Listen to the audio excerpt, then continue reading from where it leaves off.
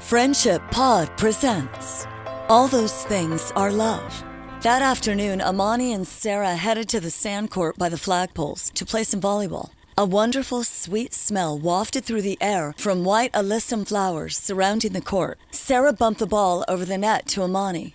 "So, you think we can rally to 20 without dropping the ball?" Amani put on her game face. "You bet we can." Sarah hit a serve and asked, "Do you play this at home?" "Yes, but not as a sport, just as a game." The girls laughed and joked as they played. Then, after another hit, Sarah asked, "What do you want to do with your life?" Amani slammed the ball over the net and Sarah missed it by an inch. Amani groaned, but then laughed it off.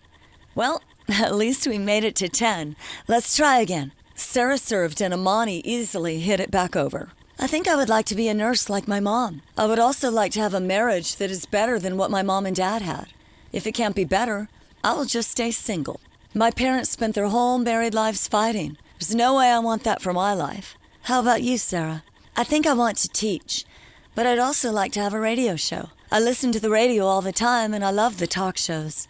As far as marriage goes, I'm a bit of a romantic, so I want to marry my best friend." Sarah slammed the ball over the net a little too hard and Amani just couldn't connect with it in time. "Sorry about that, Amani. Nice try. At least we made it to 15. You want to still try for 20? Okay, but first I want to ask you about what you said." Amani brushed aside her ponytail. "What do you mean you want to marry your best friend?" Sarah stood still for a moment, holding the volleyball.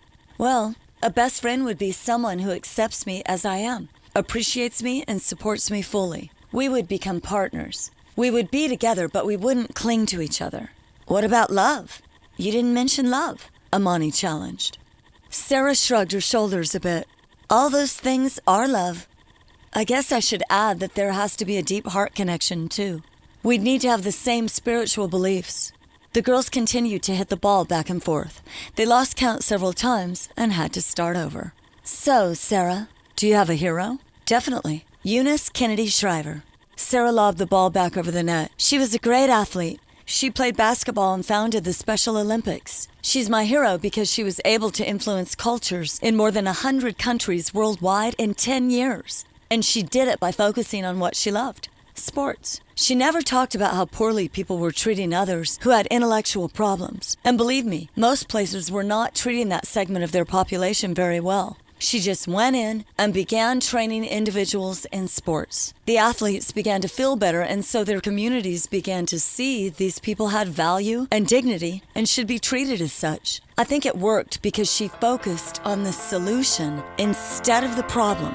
You were listening to a Friendship Pod production. What if love powered everything you do? Relationships are healed. Prejudices are set aside. People organically connect with one another. More unity is attained in teams. The connectedness of each person is more pure. Creative unification leads to breakthrough. And businesses incorporating the Friendship Pod start to thrive. Simply register as a free member to immediately receive 100% free lifetime access to the membership site where your journey will begin. Join now at friendshippod.com.